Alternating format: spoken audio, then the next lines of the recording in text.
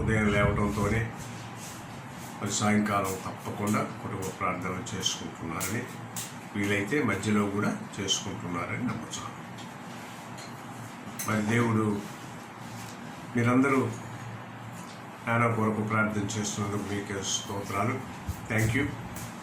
నాన్నమ్మ చాలా బాగానే ఉంది.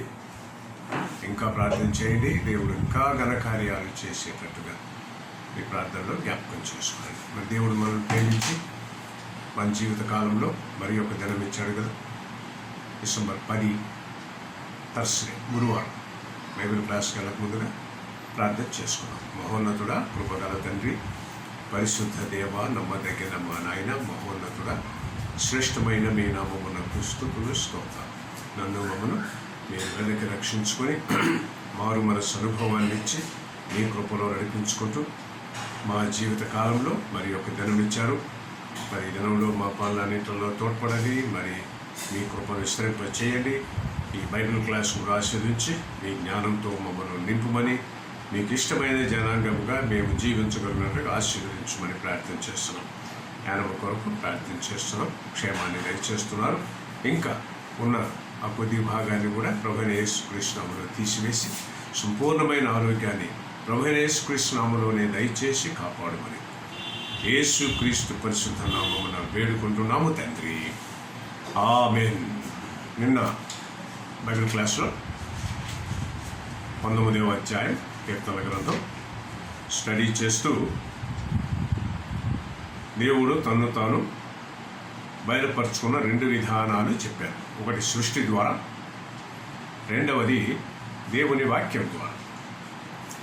ఈ సృష్టి మనకు అన్ని మన సందేహాలన్నిటికీ సమాధానం ఇవ్వదు. కాబట్టి దేవుడు తన గ్రంథాన్ని మన కొరకు తయారు చేసి పెట్టాడు.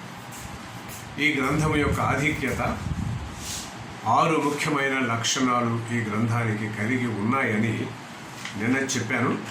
వాటిని మళ్ళా ఒకసారి గుర్తు చేస్తాను. 5 చెప్పినట్టుగా నేను అనుకుంటున్నా. మరి 5 కాదు 6 దాని కానీ వెళ్దాం. 1, యెహోవా ధర్మశాస్త్రము యథార్థమైనది, యెహోవా శాసనము నమ్మదగినది. ఇది 2.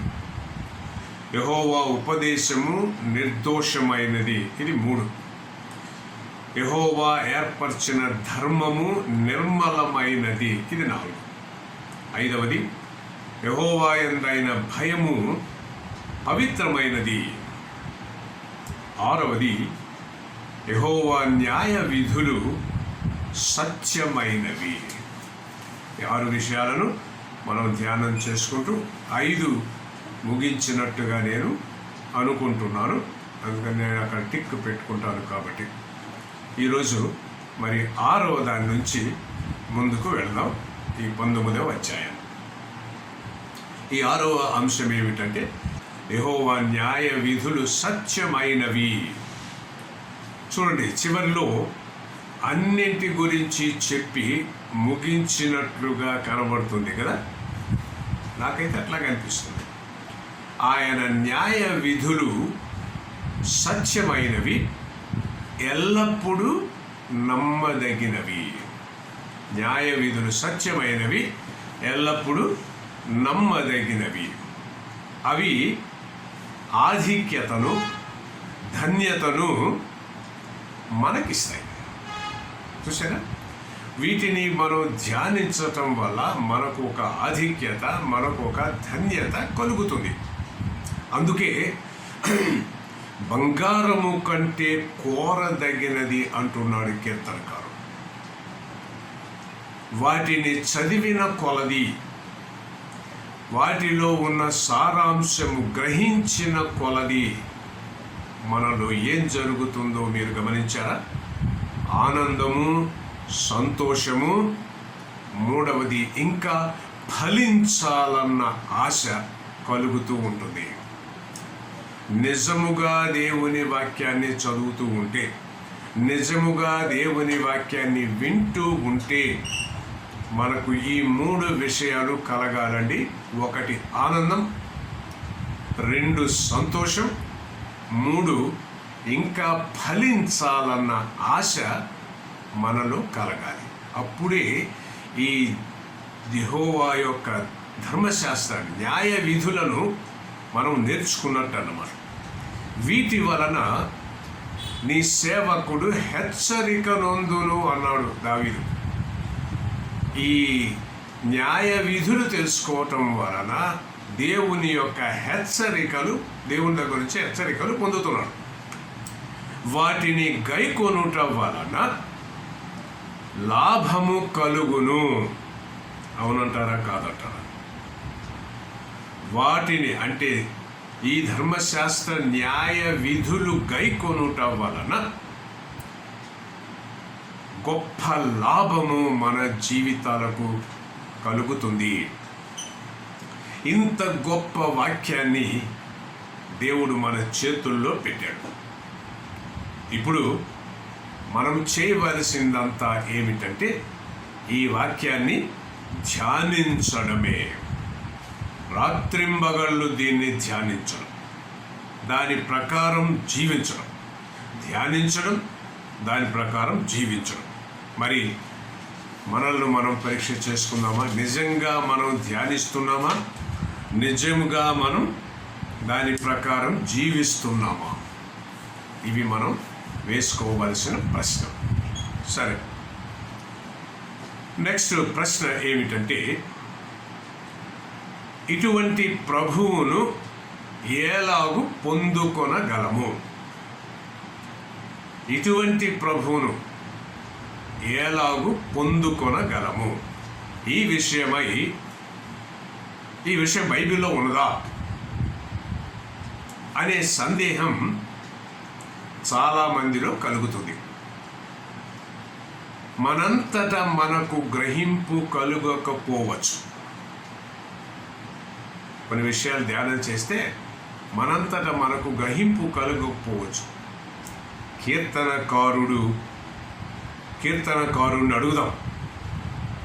ఇతను దేవుని ప్రేరేపణతో రాసి పెట్టాడు కాబట్టి ఆయన ఏం చెప్తానంటే, దావీదు అనేక సార్లు ఈ మాట మాట్లాడాడు. ఏమిటి? యెహోవా ధర్మశాస్త్రము, ఆయన సాక్ష్యము, ఆయన ఉపదేశములు, ఆయన ఆజ్ఞలు ఇవన్నీ వాడదగినవి అన్నాడు. అలా చెప్తాను చూడండి. యెహోవా ధర్మశాస్త్రము, ఆయన సాక్ష్యము, ఆయన ఉపదేశములు, ఆయన ఆజ్ఞలు ఇవన్నీ వాడదగినవి. ఊరికే విని అక్కడ పడేయడం కాదు, వాటిని మనం అన్వయించుకొని జీవించగలిగినటువంటి అద్భుతమైన విషయాలు ఇవి. దీని అర్థం ఏమిటంటే, మన జీవితాలకు ఈ ధర్మశాస్త్రము లేకపోతే దేవుని వాక్యము, జీవ గ్రంథము అతి అవసరమైనది. వీటి ద్వారానే మనము దేవుని మార్గాలను, దేవుని విధానాలను తెలుసుకొనగలము. అంటే ధ్యానం చేయటం వల్ల దేవుని విధానాలు, దేవుని మార్గాలను మనం తెలుసుకోగలము. ఇవన్నీ మన కొరకు చేసే దేవుడు ఎంత ఆశ్చర్యకరుడో ఒకసారి ఆలోచన చేయండి. అందుకనే ఆయనే సంతోషాన్ని మనకు కలిగించువాడు. చదువుతూ ఉన్న కొలది మనకు సంతోషం కలిగించేవాడు ఆయనే.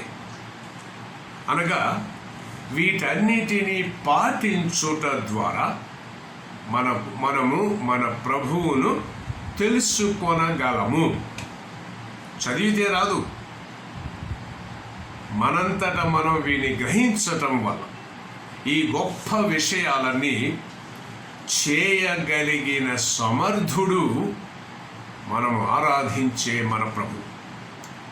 ఈ విషయాలన్నీ ఈ గ్రంథములో మనము గ్రహించిన కొలది మన జీవితాల్లో దేవుడు గొప్ప గొప్ప కార్యాలు చేయగలడు. ఈ విషయం మర్చిపోకండి. దీన్ని ధ్యానిస్తూ ఉంటే దేవుడు మనల్ని గొప్ప గొప్ప కార్యాలు మన జీవితాల్లో చేసి వీటన్నిటి ద్వారా ఆయన మహిమ పొందబోతున్నాడు. తర్వాత విషయం ఏమిటంటే, మన తప్పులను మనము గ్రహించగలిగి ఉండాలి. మన తప్పులను మనము గ్రహించగలిగి ఉండాలి. 12వ వచనంలో చూడండి, 19వ అధ్యాయం కీర్తన గ్రంథం 12వ వచనంలో, తన పొరపాటు కనుగొనగలవాడెవడు అన్నాడు. తన పొరపాటు కనుగొనగలవాడెవడు. అదే కదా మరి అస్సలు సమస్య. ఈ సృష్టి గురించిన అవగాహన లేకపోతే ఈ జీవ గ్రంథము, సత్యవాక్యము ఏ కోశాన మనకు అర్థము కాదు. ఈ స్టేట్మెంట్ మళ్ళీ చెప్తాను చూడండి ప్రియమైన వాళ్ళ. ఈ సృష్టి గురించిన అవగాహన అంటే ఇది దేవుడే చేశాడు, అన్నిటినీ దేవుడు ఏర్పరచాడు అన్నటువంటి అవగాహన లేకపోతే ఈ జీవ గ్రంథం, మనం చదివేటటువంటి ఈ బైబిల్ సత్యవాక్యము మనకు అర్థం కానే కాదు. అంటే ఈ జీవ గ్రంథములో తప్పులు కాదు, చదివే మనిషిలోనే సమస్య ఉన్నది. అందుకనే ఒకడు దీన్ని చదివి అద్భుతమైన జ్ఞానం ఉన్నదంటాడు, ఒకడు దీన్ని చదివి ఇందులో ఏముంది అని పోట్లాట్లు రక్తస్రావాలు తప్పక ఏముంది అంటాడు. తప్పు వాక్యంలో కాదు ప్రియమైన వాళ్ళ, తప్పు చదువుచున్న వ్యక్తిలోనే. అందుకనే ఈ చిన్న ప్రశ్న అడుగుతున్నాను, తన పొరపాటు కనుగొనగలవాడెవడు? మనలో ఉన్న తప్పును కనుగొనగలవాడెవడు? దీని భావం గ్రహించారా? మనలో దాగి ఉన్న చెడుకు మనమే కారణము. మనలో దాగి ఉన్న చెడు అంటే ప్రతి మనిషిలో చెడు ఉంటుంది. దాన్ని ఒప్పుకొనకపోతే అది రెట్టింపు అయిపోతుంది. ఆ తర్వాత దేవుని వాక్యాన్ని తృణీకరించే పరిస్థితి వస్తుంది. ప్రియమైన వాళ్ళారా, దేవుని వాక్యాన్ని గమనిస్తూ ఉండండి. చూసారా, తప్పు ఎక్కడుంది? గ్రంథంలో లేదు, మనిషిలో ఉంది. మనకు అన్నీ తెలుసు అనుకుంటాం. అందుకనే చూడండి ప్రియమైన వాళ్ళారా, మనలను మనము గమనించుకుంటే అంత మంచిగానే కనబడుతుంది. అవునా? ఏమనుకోరుగా? మనం అద్దంలో ఎన్నిసార్లు చూసుకుంటామండి మన మొహాన్ని? ఎందుకు చూసుకుంటాం? మన మొహం అంటే చాలా అందంగా ఉండాలి, మనం నైస్గా ఉండాలి అని అనుకుంటాం. కానీ లోపల ఏమున్నదో మనము గ్రహించటం లేదు. అందుకనే చూడండి, న్యాయాధిపతుల గ్రంథం 21వ అధ్యాయం 25వ వచనం. న్యాయాధిపతులు 21-25వ వచనంలో ఏమన్నాడో చదువుతున్నాను చూడండి. ప్రతివాడు తన ఇష్టానుసారముగా ప్రవర్తించుచు వచ్చెను. చూసారా, అక్కడే ఆరంభమైనది. ఏమిటి ఈ సమస్య? ఏమి సమస్య? ఎవరికి వాడు గొప్పవాడు, ఎవరికి వారు మంచి, ఎవరికి వారు రైట్, ఎవరికి వారు తప్పు లేదనే వాళ్ళు, తప్పును ఒప్పుకునే స్థితి కూడా లేనటువంటి వారు. అందుకనే ఇదే పెద్ద భయంకరమైన సమస్యగా మారిపోయినది ప్రియమైన వారు. ఎక్కువ మంది తమ తప్పులు ఎరుగరు. మనకు తెలుగులో ఒక పద్యం కూడా ఉందిగా, తప్పులెన్ను వారు తండోపతండములు. కానీ వాళ్ళ తప్పు తెలుసుకున్న వాళ్ళు మాత్రం చాలా తక్కువ మంది. అంతేనా? ఎప్పుడో చెప్పాడు కవి, మనుషుల యొక్క విధానాన్ని స్టడీ చేసి. అందుకే తప్పులు జరుగుతూనే ఉన్నాయి. నాగరిక ప్రపంచంలో తప్పులు జరుగుతూనే ఉన్నవి. అందుచేత ఏం జరిగిందండి? సత్యాన్ని గ్రహించే స్థితిలో లేరు. తప్పులు గమనించడం లేదు కాబట్టి సత్యాన్ని గ్రహించలేని స్థితిలో ఉన్నారు. ఈ మధ్య నేను వంటంలో ఒక బిజినెస్ మన్తో మాట్లాడుతుంటే ఆయన చెప్పాడు, ఈ టపాకాయల పండగ రోజున చాలామంది టపాకాయలు కాల్చొద్దండి అంటే ఏమన్నారో మీకు తెలుసు కదా. నా డబ్బు నా ఇష్టం, నా డబ్బు నా ఇష్టం, మంచిదండి, మీ డబ్బు మీ ఇష్టమే, కానీ నువ్వు చేయటం వల్ల ఇతరులకు నష్టం కలుగుతుందని గ్రహించావా? తప్పులేమీ గమనించు. నా దగ్గర డబ్బు ఉంది, నేను కొనుక్కుంటాను టపాకాయలు, నేను కాల్చి పడేస్తాను. సౌండ్ వస్తే నాకేంటి, పొగ వస్తే నాకేమిటి, పక్క వాళ్ళు గాలి పీలవలేకపోతే నాకేంటి, వాళ్ళు చస్తే నాకేమిటి అన్నటువంటి భావన పెరిగిపోతుంది. అవునంటారా కాదంటారా? ఎందుకు? మనను మనం తప్పు గమనించే స్థితిలో లేము కాబట్టి సత్యం ఎవరికి చెప్పినా వినరు. సత్యాన్ని గ్రహించే స్థితిలో లేదు. అదే అబద్ధమైతే మాత్రం చాలా సులభంగా గ్రహిస్తాం. సత్యాన్ని గ్రహించే స్థితిలో మన స్వభావమే మనకు గ్రహింపు కలుగనివ్వటము లేదు. అంటే ఎవరు చెప్పినా నువ్వు వినదు, నువ్వే రైట్, నీకేం ప్రాబ్లం లేదు అని చెప్పుకొని వస్తుంటారు ప్రియమైన వాళ్ళు. మరి దేవుని వాక్యాన్ని, ఇటువంటి హృదయము కలిగిన వాళ్ళు దేవుని వాక్యాన్ని ఎలాగూ గ్రహించగలరు? ఆలోచించేశారా? ఇంత గంభీరమైన వాక్యం తెలవంటి ముందు, దేవా నేను పాపిని, నాలో ఏ మంచి లేదు అని చెప్పగలిగి ఉండాలిగా. మరి చెప్పగలుగుతున్నారా? నేను మంచివాడిని, నాకేంటయ్యా నువ్వు చెప్పేది. అందుకే చూడండి కీర్తనలో ఒకసారి క్రొత్త నిబంధనలో పేతురు రాసిన మొదటి పత్రిక 2వ అధ్యాయం 1, 2, 3 వచనాలు చదువుతున్నాం. పేతురు రాసిన మొదటి పత్రిక 2వ అధ్యాయం 1, 2, 3 వచనాలు చదువుతున్నాం.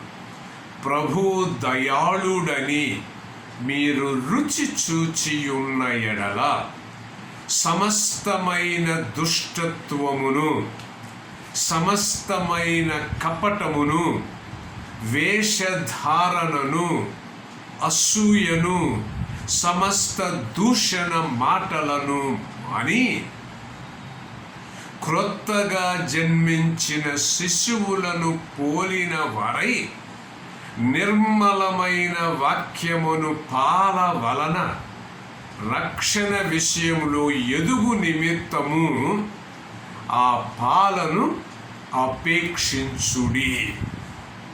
చూసారా ఎంత గంభీరమైన సలహా ఇవ్వబడిందో.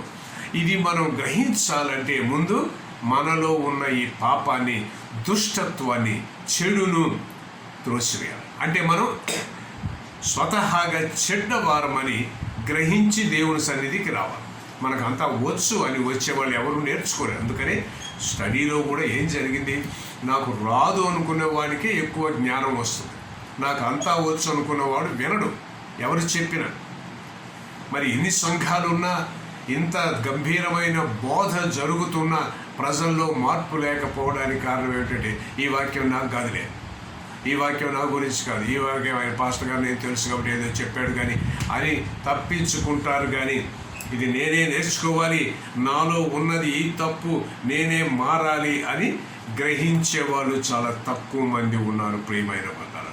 అందుకనే పేతురు ఒక గంభీరమైన సలహా ఇచ్చాడు. కాబట్టి ఇప్పుడు మనం ఏం చేయాలి? ఇంత గంభీరమైన వాక్యము విన్న తరువాత మనమేమి చేయాలి? అదే నెక్స్ట్ ఎక్స్ప్లనేషన్. మన తప్పులను సరిదిద్దుకొనవలెను, మన తప్పులను సరిదిద్దుకొనవలెను. ఇదే ఈ దేవుని వాక్యం ఇచ్చే సలహా. దేవుని వాక్యానికి అడ్డుగా వచ్చేవి ఏమిటి? మనలోని ఒప్పుకొనని తప్పులు. సరే, మనలోని ఒప్పుకొన అంటే దేవునికి చెప్పకుండా మనం దాచిపెట్టుకున్నటువంటి తప్పులు. ప్రియమైన వాళ్ళరా, చదవరిలో ఉన్న తప్పును గమనించి కీర్తనకారుడు ముగింపు ప్రార్థనలో గుర్తు చేసుకుంటున్నాడు. చదవరి ఎలా మారాలో చెప్తున్నాడు. 12, 13 వచనాలు కీర్తన గ్రంథం 19వ అధ్యాయం చదువుతున్నాం. తన పొరపాటు కనుగొనగలవాడెవడు? నేను రహస్యముగా చేసిన తప్పులు క్షమించి నన్ను నిర్దోషినిగా తీర్చుము. చూసారా కీర్తనకారుడు ఎంత గంభీరంగా మాట్లాడుతున్నాడు. మన ప్రార్థన కూడా అటువంటిదైతే మన ప్రార్థన ఎంత గంభీరంగా గొప్పదిగా ఉంటుందో ఆలోచన చేశారా? ఆ విధంగా ప్రార్థన చేస్తే ఏమవుతుందో తెలుసా? దేవుడు మనలను పూర్తిగా కడిగి వేసి మరొకసారి అటువంటి పొరపాటులు చేయకుండా చేయగలిగిన శక్తి గలవాడు మనం ఆరాధించే దేవుడు. అంటే లేకపోతే ఎవరినైనా పంపి ఆ దాగి ఉన్న పాపాలను గుర్తు చేయగలడు. లేక మన జీవితాల్లో ఏవైనా పరిస్థితుల ద్వారా మనకు గుర్తింపు కలిగేలాగున దేవుడు చేయగలడు. అందుకనే కూడికలకు రావాలి, దేవుని వాక్యం వినాలి, అది మనం అన్వయించుకోవాలి. అప్పుడే మనలో ఉన్న తప్పులు మనకు గ్రహింపు అవుతాయి. అప్పుడు మనకు అంటే మన గురించి చెప్పినప్పుడు కొంత బాధ కలగవచ్చు. అందుకే మన రహస్య పాపములను ఆయన కడిగి వేయును, నిర్దోషులనుగా ఆయన తీర్చగలడు. ఇది చేయగలిగింది మనం ఆరాధించే దేవుడు మాత్రమే.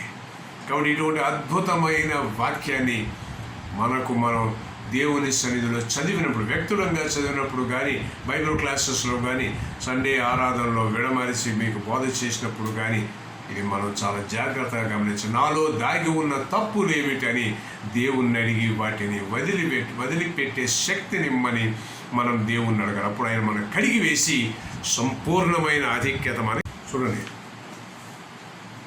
అంతటా మనం మంచివారంగా కనపడతామని చెప్పారు. ఎవరు చెడ్డవారు అనుకోరు. అయితే ఒక మాట గమనించండి, స్వస్థులైన వారిని దేవుడు ఏర్పరచుకున్న జనానికి ఏదో ఒకరి ద్వారా వారిలో ఉన్న తప్పును దేవుడు బయలుపరిచేటట్టుగా చేస్తాడు. అంటే ఏంటంటే మనకంటే ఇతరులు మనల్ని బాగా గమనించగలరు. మనకంటే ఇతరులకు మన గురించి బాగా తెలుసు. ఈ మధ్య నన్ను చాలామంది మీరు తగ్గిపోతున్నారు, సన్నగవుతున్నారు అని అడుగుతున్నారు. దేవుని కృపను బట్టి నాకేం ఫీలింగ్ లేదు, సేమ్ వెయిట్ ఉన్నాను, కాకపోతే కొంచెం అన్నం తక్కువగా తిన్నా అంతే. నా గురించి నాకు బాగుంది అనుకుంటాను. కానీ వాళ్ళు ప్రతి ఒక్కరు ఏంటి సార్ మీరు తగ్గిపోతున్నారు అని అడుగుతున్నారు. ఏంటి బ్రదర్ మీరు తగ్గుతున్నారు? ఎందుకంటే మన గురించి ఇతరులు బాగా ఎస్టిమేట్ వేయగలరు. మనకు రహస్యంగా ఉండవచ్చు, కానీ ఇతరులకు అది తెలిసే ఉంటుంది. అలాగే వారి రహస్య తప్పులను కూడా మనము గ్రహించవచ్చు. అందుకే మనకందరికీ కూడా ఇటువంటి ప్రార్థన అవసరం. దురభిమాన పాపములు అన్నాడు. దురభిమాన పాపములు అనగా ఏంటి తెలుసా? Self confidence. దురభిమాన పాపములు అంటే సెల్ఫ్ కాన్ఫిడెన్స్, తన మీద గొప్ప నమ్మకం, ఆ వ్యక్తి మీద ఆ వ్యక్తికి గొప్ప నమ్మకం. మన మీద మనం ఆధారపడటమే దురభిమాన పాపము. మన మీద మనం ఆధారపడటం. చూసారా, మాకు దేవుడు అవసరం లేదు, మేము కష్టపడుతున్నాం, మాకు అన్నీ జరుగుతున్నాయి, మాకేమీ అవసరతలు లేవు, మాకు దేవుడు అవసరం లేదు. ఇదే దురభిమాన పాపం. కాబట్టి దేవుని వాక్యంలో ఏం చెప్పబడి ఉందో చూడండి ఒకసారి. రోమీయులకు రాసిన పత్రిక 14వ అధ్యాయం 23వ వచనంలో దైవజనుడు పౌలు అంటున్నాడు. రోమా 14:23 చదువుతున్నాం. విశ్వాస మూలము కానిది ఏదో అది పాపము. అనగా మనము దేవుని మీద ఆధారపడాలి ప్రతిదానికి. చూసారా, ప్రతిదానికి. ఎప్పుడైతే మనం ప్రతి చిన్న విషయాన్ని కూడా దేవుని మీద ఆధారపడతామో అప్పుడు ఏమవుతుందంటే, కీర్తనకారుడు చెప్పినట్టుగా, నేను యథార్థవంతుడనై అధిక ద్రోహము చేయకుండా నిందారహితుడనగుదును అన. దేవుని మీద ఆధారపడటం వల్ల వచ్చినటువంటి ఆధిక్యత. చివరిగా, దేవుని దృష్టిలో అంగీకారమైనది ఏది? దేవుని దృష్టి ప్రకారం అంగీకారమైనది ఏమిటి? 14వ వచనంలో చూడండి. యెహోవా నా ఆశ్రయ దుర్గమా, నా విమోచకుడా, నా నోటి మాటలును నా హృదయ ధ్యానమును నీ దృష్టికి అంగీకారములగునుగాక. చూసారా, నా నోటి మాట, నా ఆలోచన ఆయనకిష్టమైనవిగా ఉండగలగాలి. అంటే మనం దేవుని వాక్యాన్ని ఎంత గంభీరంగా అర్థం చేసుకొని మనలో దాగి ఉన్న రహస్య పాపాలను దేవుని సన్నిధిలో ఒప్పుకోవాలో ఒకసారి గమనించండి. ఇటువంటి ప్రార్థనలో ఏ పుస్తకం, అంటే మన బైబిల్లో ఉన్న ఏ పుస్తకం తెరిచినా అద్భుతమైన దేవుని మాటలు నీవు గ్రహింపగలవు. అంటే దేవుని జ్ఞానముతో మనం దేవుని వాక్యాన్ని చదివితే మన కొరకు దేవుడు దాచి ఉంచినటువంటి ట్రెజర్, బహుమానాలు అందులో ఉంటాయి.